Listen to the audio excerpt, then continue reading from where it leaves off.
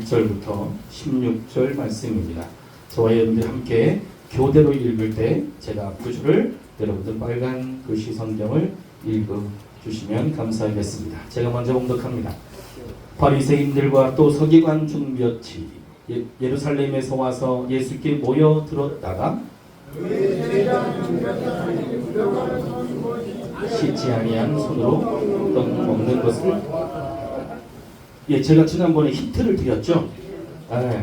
우리 빨리 읽으시는 분들 따라가려고 하지 마시고 항상 눈치껏 따라가는 척 하다가 맨 끝 부분만 보았더라 하고 힌트를 드렸습니다. 바리새인들과 모든 유대인들은 장로들의 전통을 지켜 손을 잘 씻지 않고서는 음식을 먹지 아니하며 물리지 않는 것은 먹지 않아요. 그 외에 여러 가지를 지키어 오는 것이 있으니 그렇지요. 우연수치 씻음이에요. 너무 감사합니다. 이에 바리새인들과 서기관들이 예수께 묻되 어찌하여 당신의 제자들은 장로들의 전통을 준행하지 아니하고 부정한 손으로 떡을 먹나이까?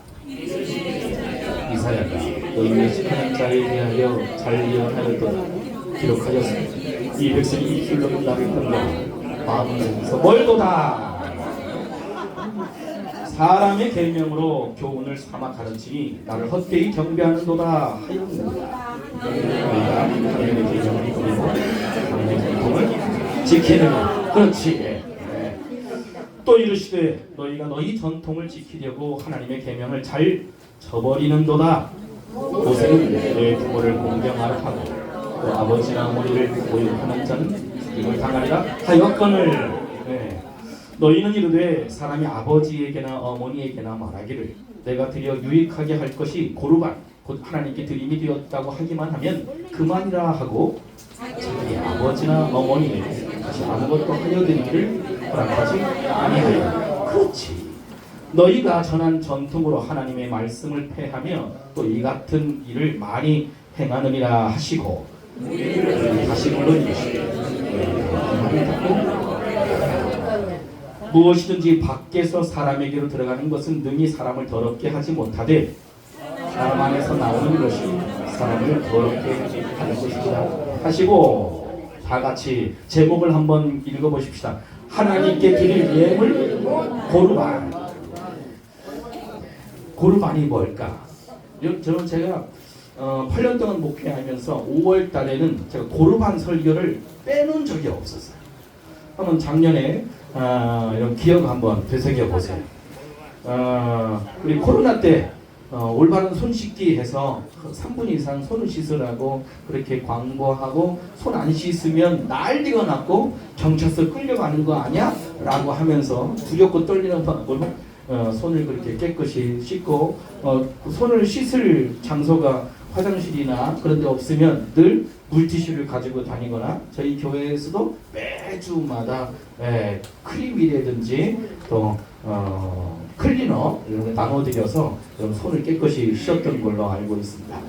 여러분 코로나 때뿐만 아니라 사실은 전 세계에서 손을 가장 잘 씻는 민족이 있는데 그 민족이 바로 유대인입니다.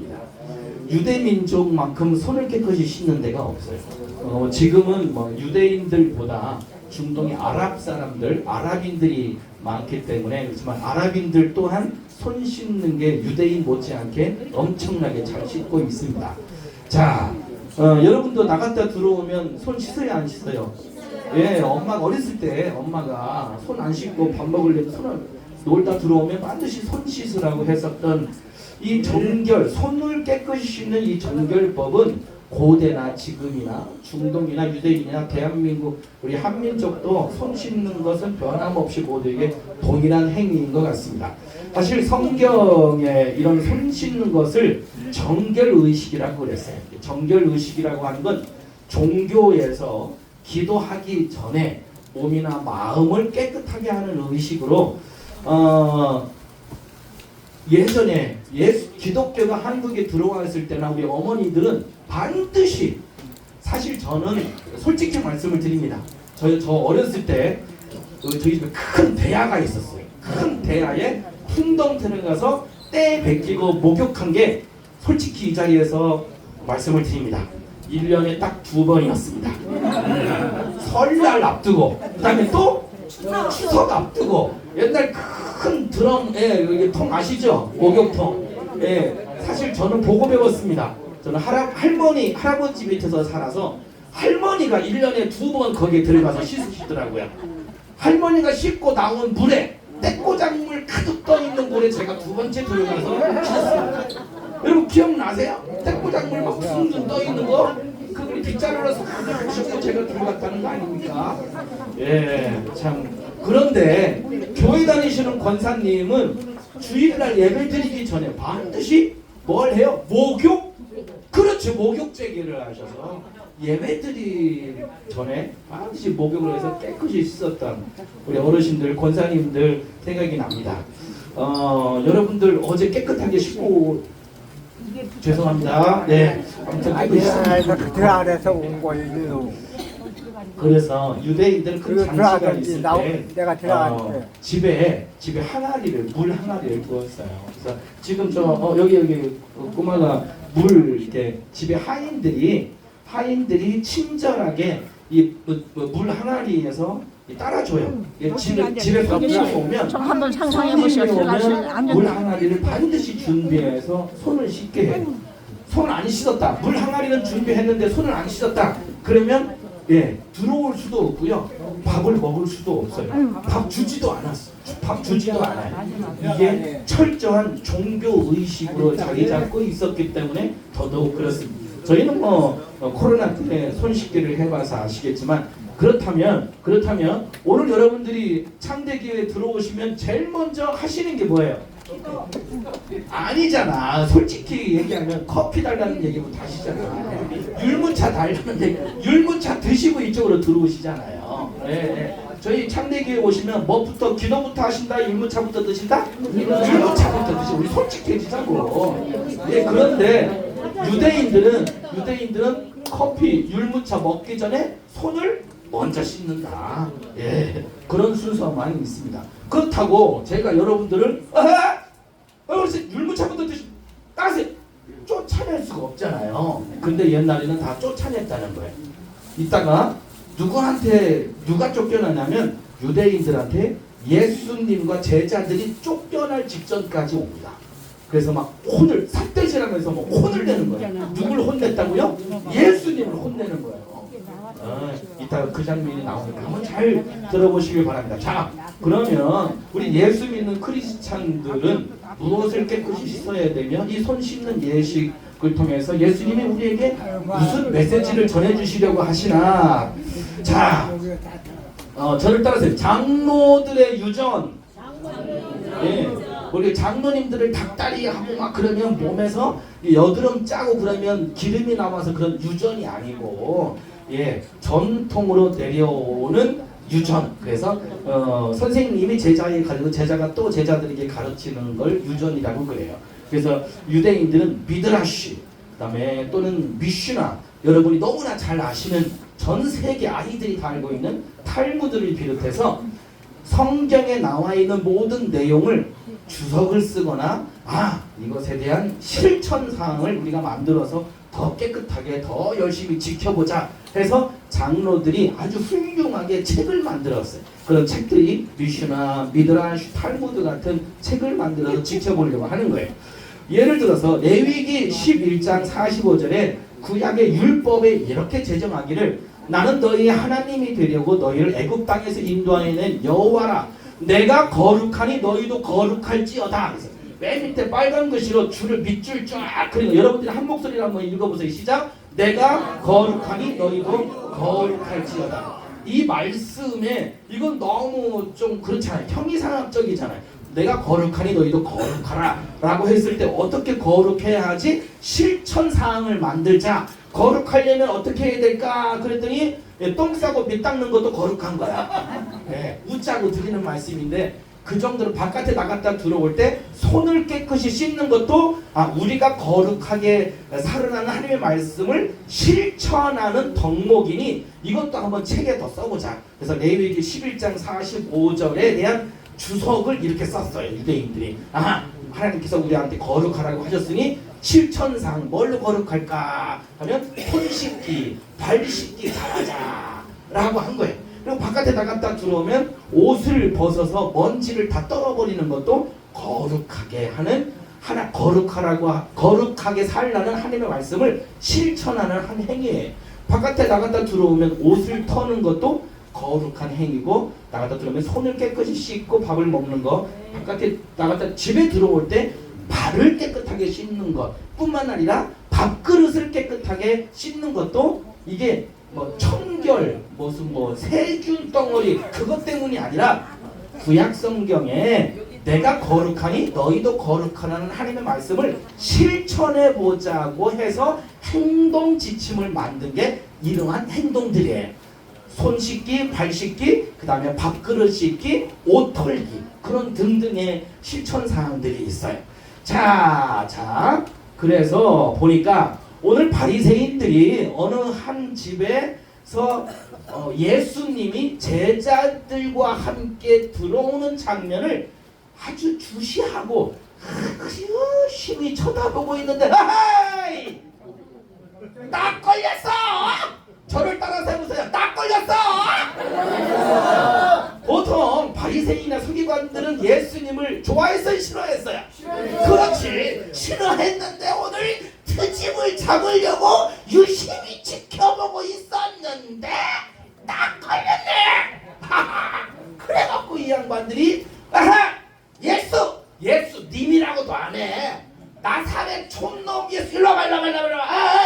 애들이 당신 보고 선생이라고 그러는데, 이리 와. 선생 이리 와봐. 예수 이리 와봐. 뭐 그러는 거야. 언성을 이따가 한번 언성 높였다는 얘기를 한번 저한테 성경 구절이 다 있으니까 증명해 볼게요. 자, 이렇게 보세요. 서기관과 성경에 이렇게 나왔어요.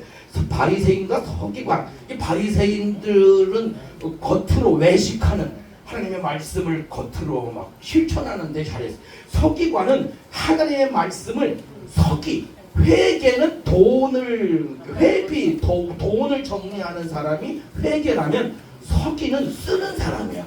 이 서기관의 직업이 뭐냐면 성경을 쓰는 거예요. 성경 내용을 쓰다 보니 암송을 많이 해서 성경 공부를 가르치는 성경 교사로 많이 활동을 해서 돈을 많이 벌었어요.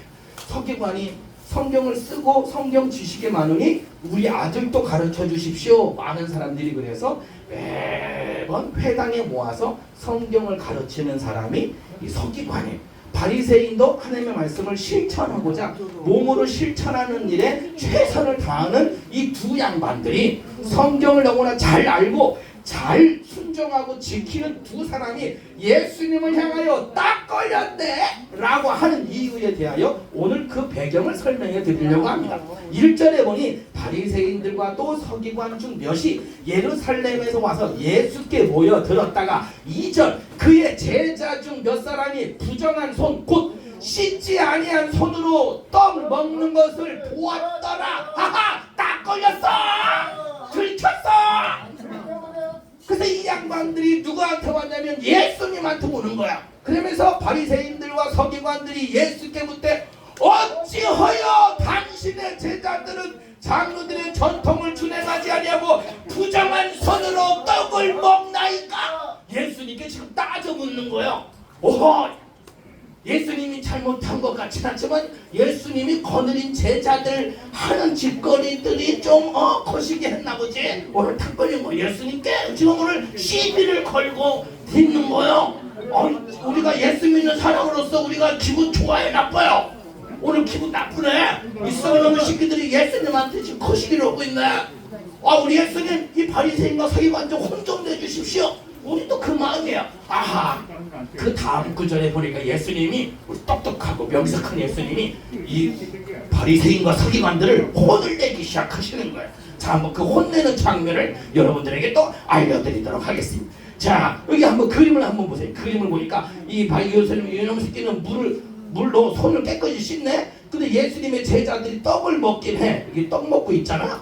손을 안 씻고 떡을 먹으면서 얘네들이 딱 걸린 거야. 이렇게 눈 보니까 아주 눈이 아주 백눈이네. 아주 썩은 새끼들 예수님한테 그러고 있어. 자, 이런 정결 의식은 유대인들만 하고 있었던 게 아니에요. 모든 종교가 소승불교, 힌두교, 동방정교회, 이슬람교뿐만 아니라 모든 종교를 갖고 있는 민족들은 다 손 씻는 예식들을 하고 있었다는 것을 보면 손 안 씻은 제자들의 모습은 부정한 손으로 음식, 이건 부정탄다, 부정하다. 자, 여러분들 부정탄다고 했을 때 가게 주인이 부정탄다 그러면 뭘 뿌렸어요? 그렇지, 소금을 뿌렸지.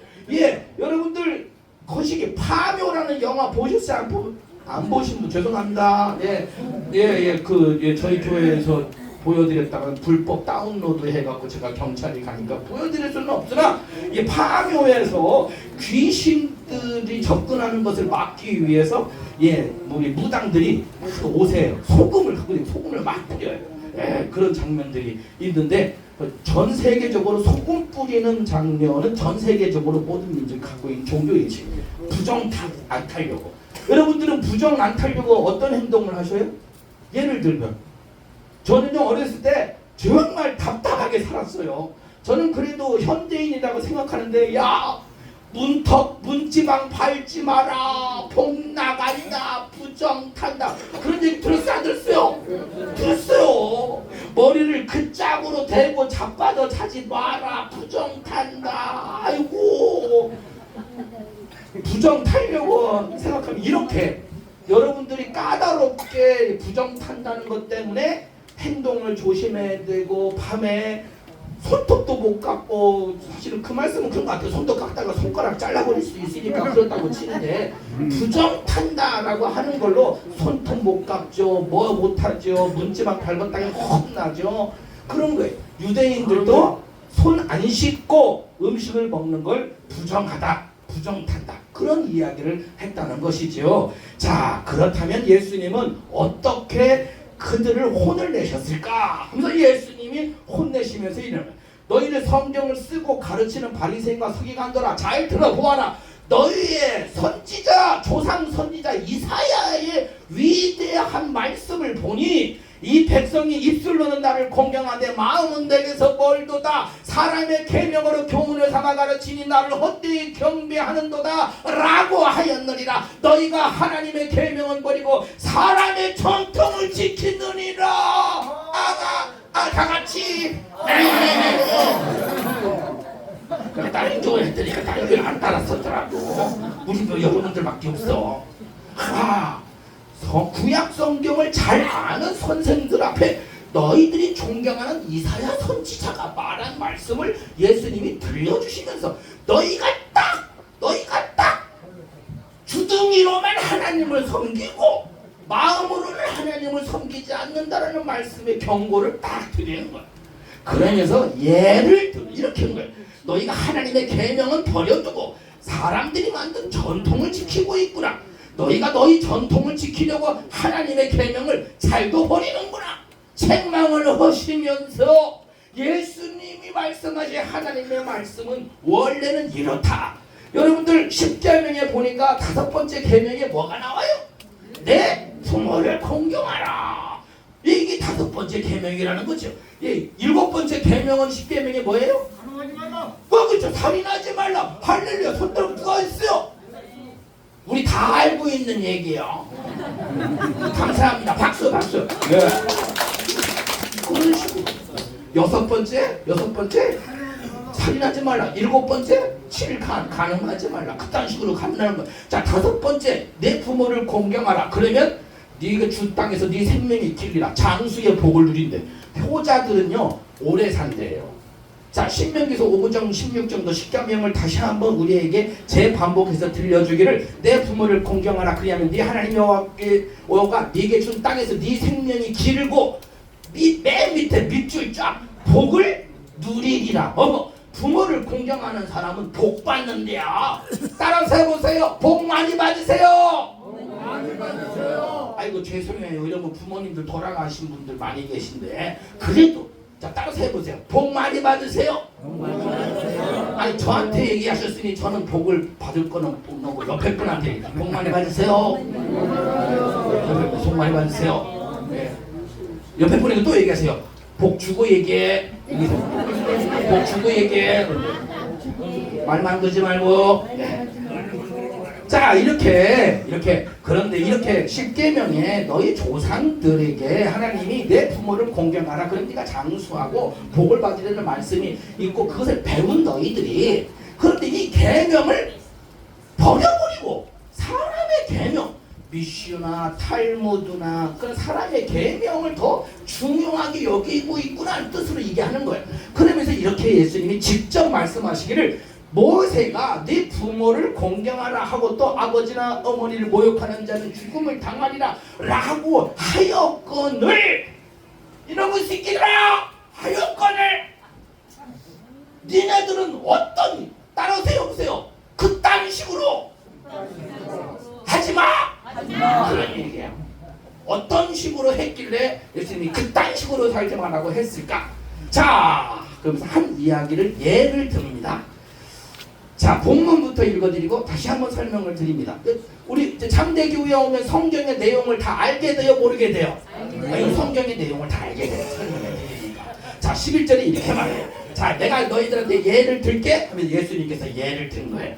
너희가 사람이 아버지에게나 어머니에게 말하기를 제가 드려 유익하게 할 것이 고르반, 곧 하나님께 드림이 되었다고. 여러분 아까 고르반이 뭔 뜻이냐 저한테 그러셨는데, 하나님께 드림이 되었다. 드림이야. 짧게 말하면 드림.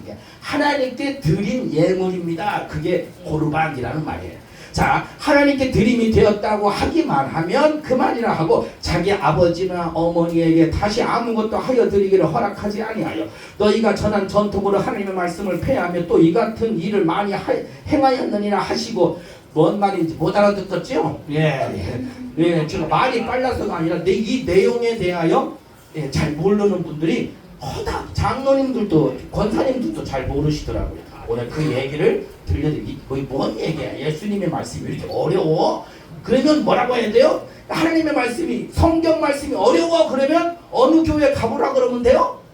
그렇지. 창대교회 가보라 그러면 그냥 방이 앞에서 쇼하는 그 목사, 키 작고 못생긴 목사가 쉽게 풀어준다고 창대교회 가라고. 자, 이게 뭔 뜻인지, 고르반이라는 것은 하나님께 드림이, 하나님께 드린 예물, 그러면 고르반이에요. 다른 생각, 고르반. 예, 목사는 자기의 인생을 하나님께 드렸어요, 안 드렸어요? 그렇죠. 목회자도 하나님께 드린 예물, 제물과 같으니 저도 이제 고르반이에요. 이제 어떤 물건이라든지 또는 어린 양을 잡아서 제물로 바쳐드릴 때야 그 양 만지지 마. 그냥만 다른 양이랑 놀아. 쟤 이제 진이 양이랑 놀고 황양, 김양, 소양, 어양이랑 놀아. 이 양은 안 돼. 왜냐면 이 양은 김양, 방양, 이 양은 번제 대상. 6월절 때 하나님께 드릴 예물로 드릴 제물이야. 그러면 목자가 그 양을 얼마나 애지중지 키우겠어요. 제 말이 맞아요, 틀려요? 맞아요. 다른 양들은 아무데나 똥 싸고 똥 묻혀도 돼. 근데 이 양은 똥 묻히면 안 돼. 깨끗하게 잘 키워서 번제로 하나님께 드려지. 그래서 이 양을 고르반이라고 이렇게 그 서원을 하는 거예요. 때로는 우리 부모님들이 예수 믿고 권사님들이 막 찬양하고 그러는데, 집사님 찬양하다가 아이를 낳았어. 아이를 낳았는데 그 아이를 놓고 하나님이 내가 38살 때까지 애가 없어갖고 시어머니랑 시아버지한테 맨날 잔소리 듣고 서러웠는데 39살 때 애를 낳았네. 노처녀 중에 노처녀. 얼마나 서럽게 애를 낳는지. 기도하여 하나님께서 주신 아들이라고 낳자마자 너는 커서 주의 종 되거라. 그렇게 해서 낳자마자 하나님께 바친 엄마들 있어요, 없어요? 있잖아요. 그런 걸 고르반이라고 해요. 이 아이는 하나님께 드린 제물이야. 내가 노처녀로 시집살이 할 때 서러웠는데 하나님이 나에게 39살 때 준 아들이야. 이 아이는 하나님의 종으로 내가 드렸어. 애한테 물어보지도 않고 그냥 바친 고르반 인생들이 많다. 저도 그렇게 해서 어렸을 때 하나님께 받쳐져 갖고 이게 목사가 됐어요. 그래갖고 세상을 몰라요. 교회만 댕겨갖고 어떻게 군대 가서도 교회를 댕겨갖고 군대에서도 당연히 교회는 가겠지만 교회가 없는 곳에 목사님이 안 계신 곳에 가갖고 교회를 세우고 목사님이 안 계시니까 제가 나서갖고 설교하고 성경 공부하고 그딴 식으로 살더라고. 고르반으로 아주. 아이고, 세상 물정을 제가 몰라도 여러분 물정은 조금 알 것 같아. 예, 여기서 제가 그 IMF 때부터 이 동네에서 봉사활동 하다 보니까 여러분 조금 알 것 같아. 이 무슨 말씀을 드리려고 하냐면 이렇게 고르반, 양이라든지 어떤 물건이라든지 예물, 돈도 마찬가지고 집도 자식, 사람도 고르반, 하나님께 드려진, 바쳐진, 구별된 예물이다 할 때 짧게 말해서 고르반이라고 했다는 거예요. 자, 그런데 예수님께서, 그러면 아까 예수님께서 이렇게 사람이 아버지에게나 어머니에게나 말하기를 내가 너를 유익하게 할 것이 고르반 또한 하나님께 드림이 되었다고 하기만 하면 그만이라 하고 자기 어머니나 아버지에게 다시 아무것도 하여 드리기를 허락지 아니하면 너희가 저는 전통을 하나님의 말씀을 아버지도 빨리 해도 못 알아듣고 아까처럼 천천히 읽어도 못 알아들으셨잖아. 이런 식으로 왜 그런 고르반 이야기를 하시다가 갑자기 아버지와 어머니에게 드릴 것을 안 드리고 고르반 했다는 얘기, 그런 얘기 왜 하셨는가? 이런 얘기예요. 배경을 얘기하면 유대인들은 내 부모를 공경하라는 하나님의 말씀의 실천사항을 뭘 만들었냐면 노령연금 제도를 만들었어요. 그래서 우리 부모님 저희를 낳으시고 기르시고 얼마나 고생하셨습니까? 연세가 65세 되면 그때부터 전철 돈 내고 타요? 공짜 타요? 공짜로 타는 거예요. 65세 이상 되면 전철만 공짜로 타요? 노령연금 나와요? 안 나와요? 지금 얼마 타세요? 65만 아직 못 타시는 분 말고 33만 원 타신대. 노령연금. 그럼 타시죠? 유대인들이 최초로 실행한 거예요. 유대인들이 노령연금을 적금을 들어요. 65세 되면 우리 부모님 적금 타서 편안하게 사실 수 있도록 내 부모를 공경하라는 하나님의 말씀을 실천하려고 노령연금을 적금을 들었어요. 그래서 죽을 때까지 월 300만 원 타실 수 있도록 준비를 다 해놓은 거예요. 얼마나 유대인들이 돈도 많이 벌고 똑똑하고 하나님 말씀 얼마나 순종하려고. 한번 박수 좀 쳐. 이런 훌륭한 아들님이 어딨어. 박수 좀 쳐요. 이 힘인데 사실 노령연금 타기 시작하면 죽을 때까지 월 300만 원까지 탈 수 있는 돈을 다 저도 다 해냈어. 통장이 돈 찾으면 돼.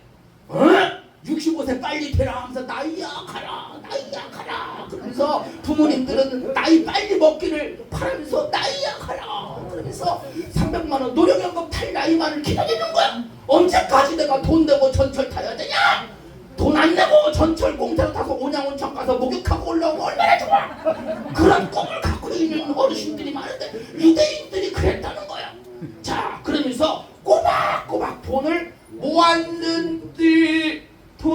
모았는데 어느 날 이놈의 클썩을 넘은 새끼들이 이 돈을 갖고 창대교회 헌금을 해버렸네. 제가 창대교회 개척하고 지금까지 여러분 헌금하시라는 얘기 한 번이라도 했어요 안 했어요? 안 했는데 어떤 딴 교회에서 헌금하면 복받는다, 11절이면 복받는다, 재산 바치면 복받는다는 얘기를 어떤 목사님한테 듣고는 창대교회에 5천만 원을 바쳐버렸어. 뭘 그게 5천만 원이 뭐냐? 그랬더니 우리 부모님 노령연금으로 돌아가실 때까지 월 300만 원 타가실 수 있도록 저축해놓은 것을 적금을 깨트리고 CBS, CTS, C채널 9TV에 출연한 설 목사님의 다큐멘터리에 은혜를 받아갖고 나는 창대교회에 헌금하겠다라고 부모님 노령연금을 탈 적금을 깨트리고 5천만 원을 창대교회에 바친 거야. 이렇게. 여러분 지금 1년 6개월 벌써 2년 가까이 됐어요. 오살리기도원에서 설교 들으신 어떤 사업가 한 분이 돈다발 이만큼 몇 천만 원을 들고 와서 저희 설교를 듣고는 전화가 왔어요. 설 목사님이시죠? 네, 그렇습니다. 네, 설 목사님 그 쪽방 교회에 50명 60명 빼곡히 앉아갖고 막 거기서 100명 이상 들어가는 초소 달라고 기도하셨죠? 제가 해드리겠습니다. 그래갖고 여기에 보증금 월세 지금까지 그 양반이 꼬박꼬박 다 내고 계세요. 박수 좀 쳐봐요. 근데 거꾸로 생각해요. 그분은 이제 제가 사업소도 가봤어요. 돈 많이 버시더라고요. 앞으로도 많이 버실 것 같은데, 근데 그 돈이 제가 뭐 이렇게 물어봤다고 칩시다. 아 근데 집사님 어디서 그 돈? 그분이 아이 우리 부모님 노령연금 해드리려고 20년 동안 적금 들은 거 깼어요. 제가 그러면 그 돈 바꿨어요? 안 바꿨어요? 저는 안 받죠. 저는 그죠? 근데 그런 돈은 아니래. 많이 버신 거예요. 그 당시에 예루살렘 성전이 저를 따라서 예루살렘 성전이 있었다. 근데 헤롯 성전이다.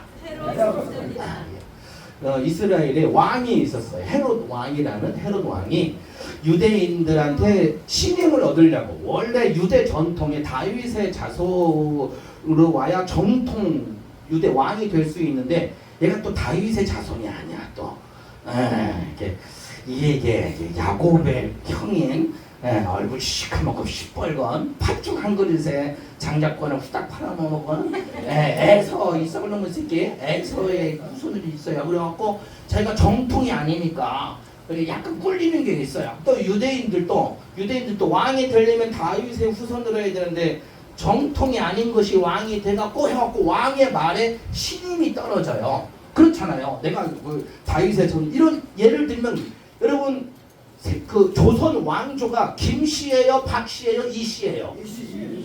이씨 조선이잖아요. 그런데 쿠데타 해갖고 어떤 박씨가 조선 왕이 됐어. 쿠데타 해갖고 될 수 있잖아요. 그죠? 전두환도 5.18 거시기 해갖고 대통령이 된 거잖아요. 그게 어제 5.18이잖아요.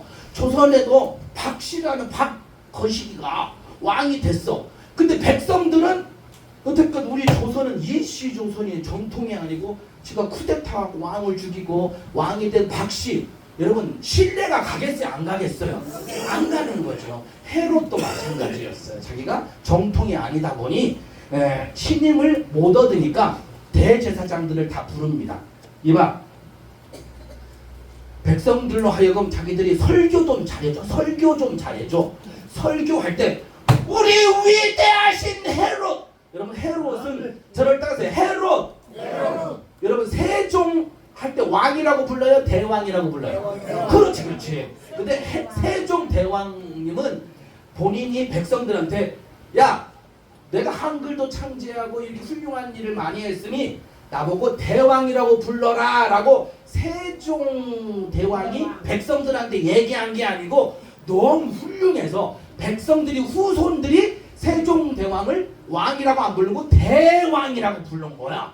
근데 헤롯은 지 따위가 별로 한 것도 없으면서 끝발도 없으면서 로마의 황제에게 잘 보이려고 백성들에게 헤롯 왕 이 썩을 하옥시켜 나를 대왕이라고 부르라고 따라서 해보세요. 이것을 자칭 대왕이라고 한다.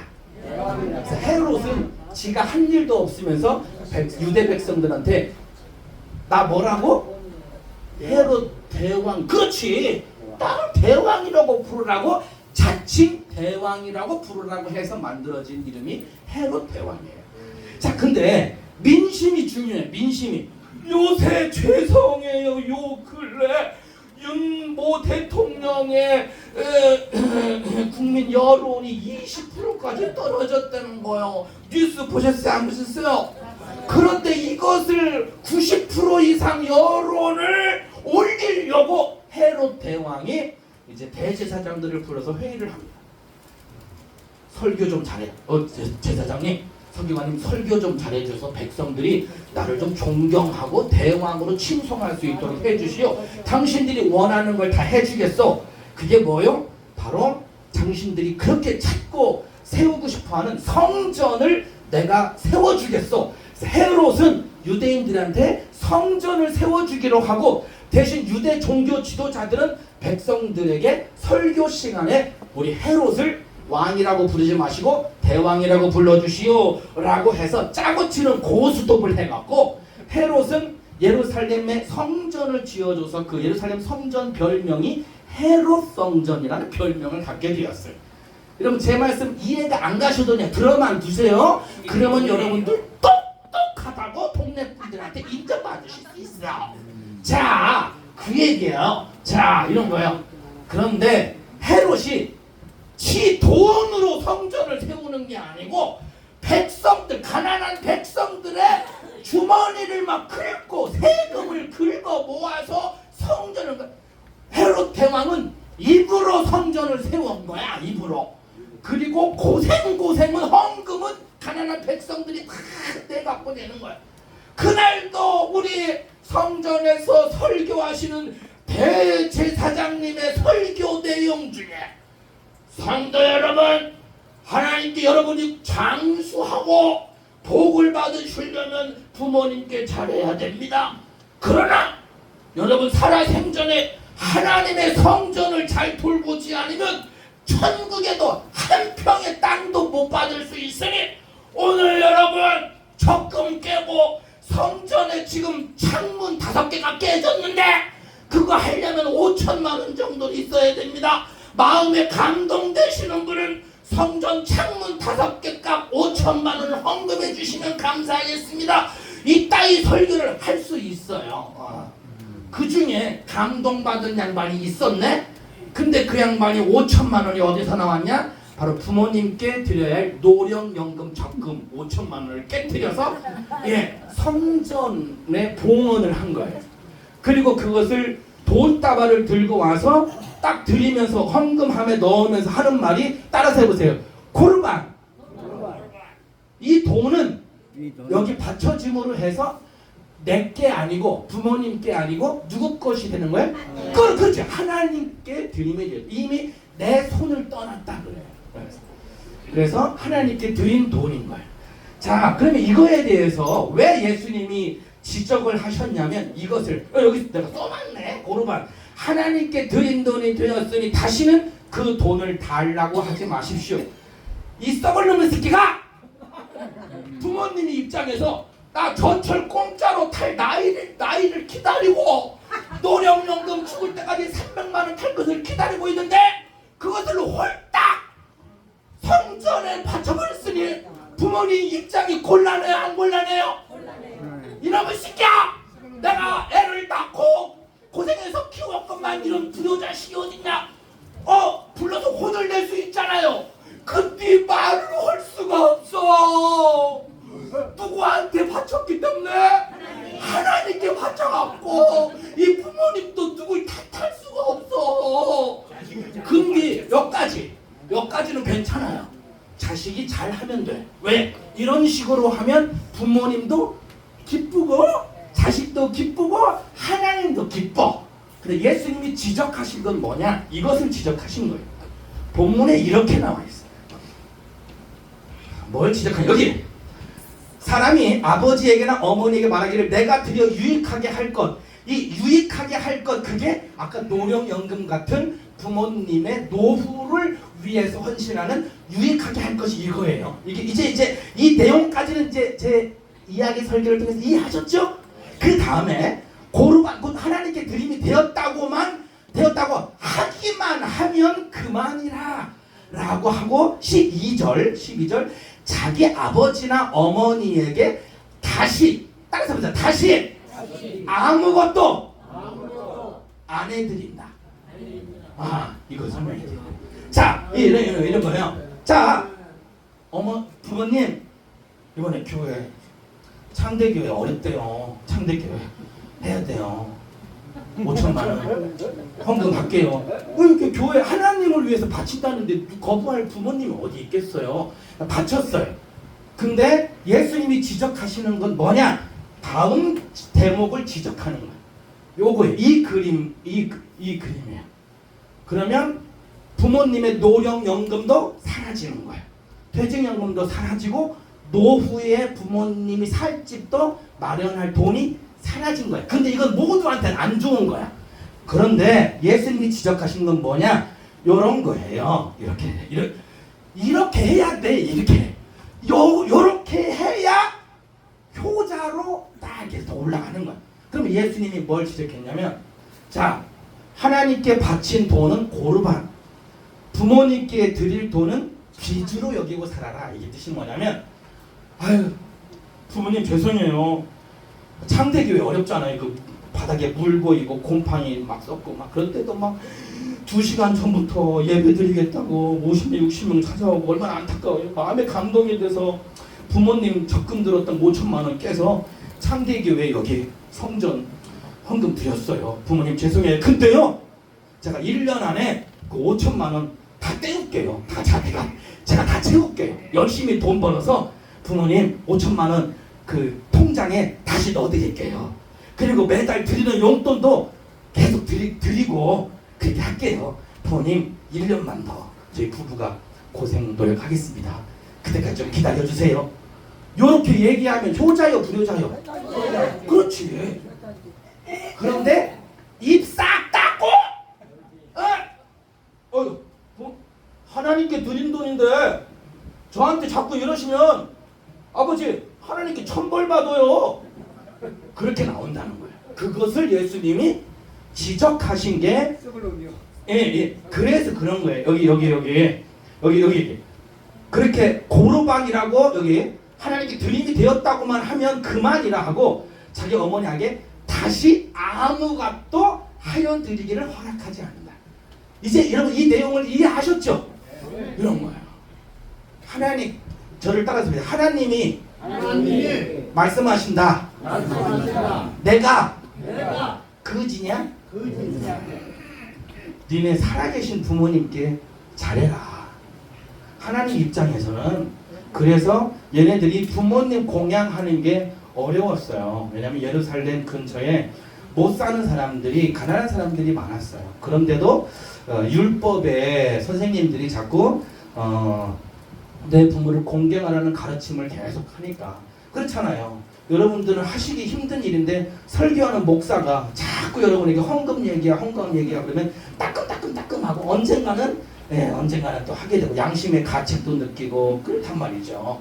그래서 아이고 목사님 잔소리도 이제 더 이상 안 들었으면 좋겠고 부모님의 또 요구사항도 안 들었으면 좋겠고 그리고 매달 적금 드는 게 요새 세상이 너무 어려워. 적금 드는 것도 이제 안 했으면 좋겠고 자식들이 이게 제가 지금 얘기하는 건 다 논문에 미국의 영어로 된 논문에 다 나와 있는 역사적인 배경에 실제로 나와 있는 상황이에요.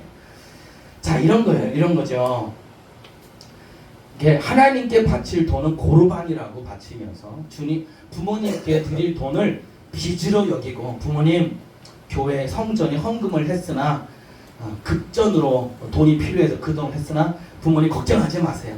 제가 5천만 원 다시 또 채워드려서 우리 부모님 노후에 걱정 끼쳐드릴 일 없으니까 기도만 많이 해주세요.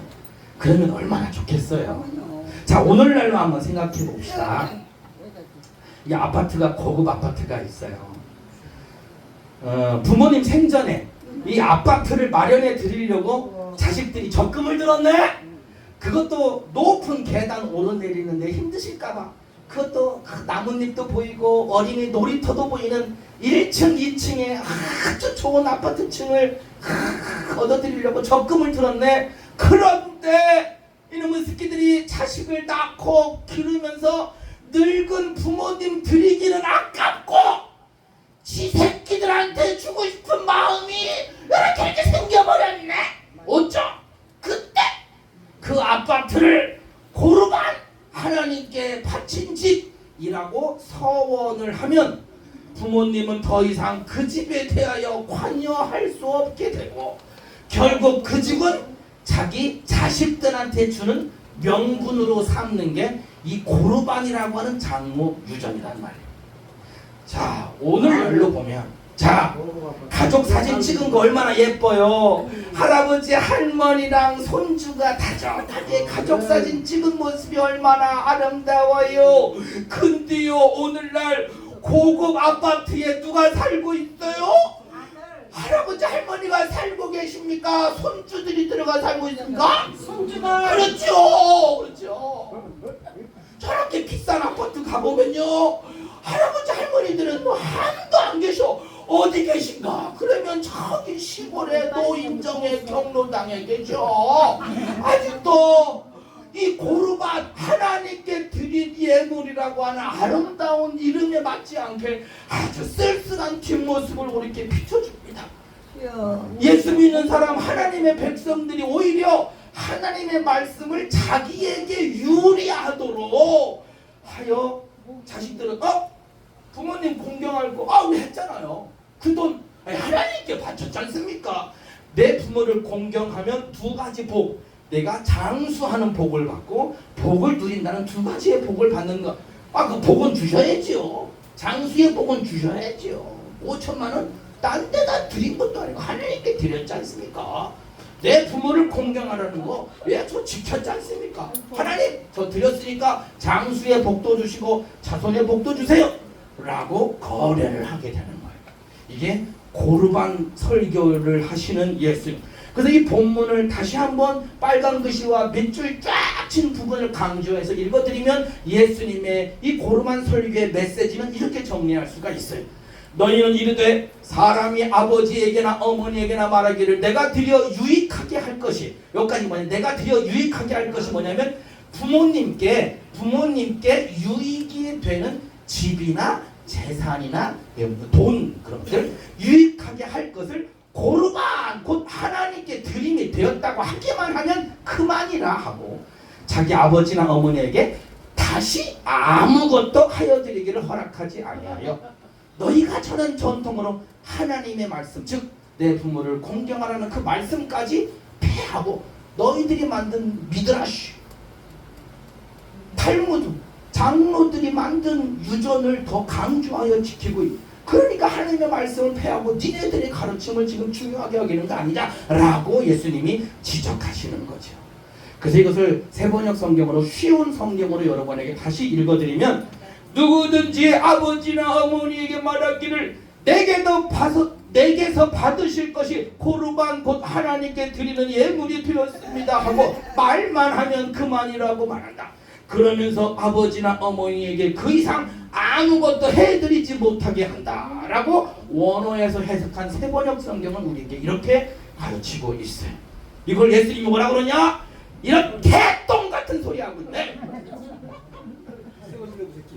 하나님께 고르반이라고 바치는 너희 부모님에게는 효를 다하지 못하고 부모님의 노후를 걱정하며 모은 돈을 성전에다 바치면 하나님이 기뻐하실 것 같으냐? 이런 개똥 같은 소리 하고 있는데, 이게 예수님의 오늘의 메시지라는 거예요. 여러분 어디 가서 예수님의 메시지가 개똥 같은 소리 하고 있네 라는 얘기는 창대교회에서 처음 들으셨을 것 같지만, 오늘 예수님이 하고 싶으신 말씀이 이런 거라는 거예요. 이런 개똥 같은 소리 하고 하나님이 그 예물을 받으셨겠느냐? 하나님이 그 예물을 받으셨겠느냐? 안 받으시는 거예요. 오늘 대답도 너무 잘하십니다. 이 개똥 같은 소리, 이걸 예수님이 바로 다음 절에 예수님이 하신 말씀이에요.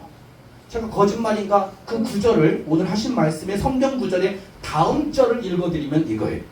무엇이든지 밖에서 사람에게로 들어가는 것이 능히 사람을 더럽게 하지 못한다. 이 말 뜻이 뭐냐면, 바깥에서 입으로 들어가는 게 더러워요? 음식이 더러워요? 뭐가 더러워요? 뒤로 나오는 똥이 더럽잖아요. 자, 16절에 16탁함 사람 안에서 나오는 것이 사람을 더럽게 하시리라. 맞아요? 틀려요? 딸기가 더러워요? 바나나가 더러워요? 사과가 더러워요? 입으로 들어가는 것이 더러운 것이 아니라 안에서 나오는 것이 사람을 더럽게 합니다. 아까 그러면 이 말씀 보면 이런 개똥 같은 소리 하고 있네. 이 말이 맞아요? 틀려요? 맞아요. 예수님이 그러신 거예요. 너희가 입으로 들어가는 음식이 더러운 게 아니라 너희 뒤로 나오는 똥 같은 그 똥이 너희를 더럽게 합니다. 여러분들 예수 믿는 것이 그런 거예요.